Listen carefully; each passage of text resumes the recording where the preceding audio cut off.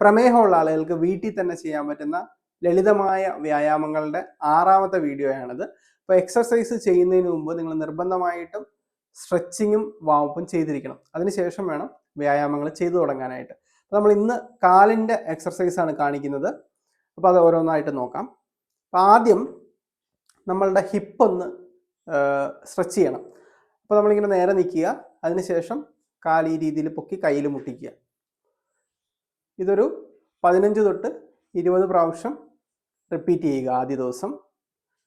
അതിനുശേഷം നമുക്കിതൊരു 5 സ്റ്റെപ്പ് വെച്ച് കൂട്ടിക്കൊണ്ടുപോകാം. ഒരു 4 ദിവസം കൂടുമ്പോൾ 25 ആക്കുക, 30 ആക്കുക, 35 ആക്കുക, അങ്ങനെ കൂട്ടിക്കൊണ്ടുപോവുക. ഇതാണ് ആദ്യം ചെയ്യേണ്ട വ്യായാമം. രണ്ടാമത്തെ വ്യായാമമാണ് ഇപ്പം നമ്മൾ ഇതുപോലെ ചെയർ ഇടുക, കസേര ഇടുക. ആ കസേരയിൽ ഇങ്ങനെ സപ്പോർട്ട് ചെയ്ത് പിടിക്കുക. അതിനുശേഷം താഴോട്ട് മെല്ലെ ഇരിക്കുക. മുട്ട് പൂർണ്ണമായിട്ട് മടക്കരുത്. ശേഷം പയ്യെ പൊങ്ങുക, മെല്ലെ താഴോട്ടിരിക്കുക, മെല്ലെ പൊങ്ങി വരിക. അപ്പോൾ നമ്മുടെ മസിലിന് ഒരു പിടുത്തം ഉണ്ടാവും. അങ്ങനെ വേണം ഇത് ചെയ്യാനായിട്ട്.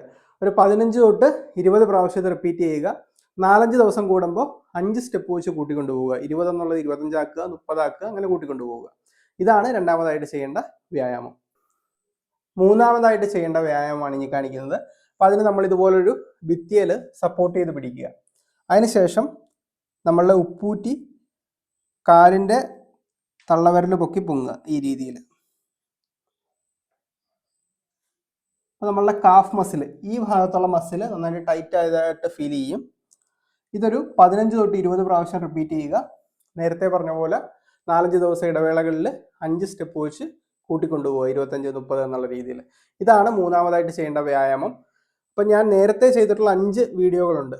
അത് ക്രമമായിട്ട് കണ്ട് ആ എക്സർസൈസുകൾ ക്രമമായിട്ട് ചെയ്യുക. വളരെ എഫക്റ്റീവ് ആയിട്ടുള്ള വ്യായാമങ്ങളാണ്. ഈ വീഡിയോ നിങ്ങൾക്ക് പ്രയോജനപ്പെട്ടു തോന്നിയാൽ മറ്റുള്ളവർക്ക് ഷെയർ ചെയ്ത് കൊടുക്കാവുന്നതാണ്. ഈ ചാനൽ സബ്സ്ക്രൈബ് ചെയ്യുന്നതും പരിഗണിക്കാവുന്നതാണ്.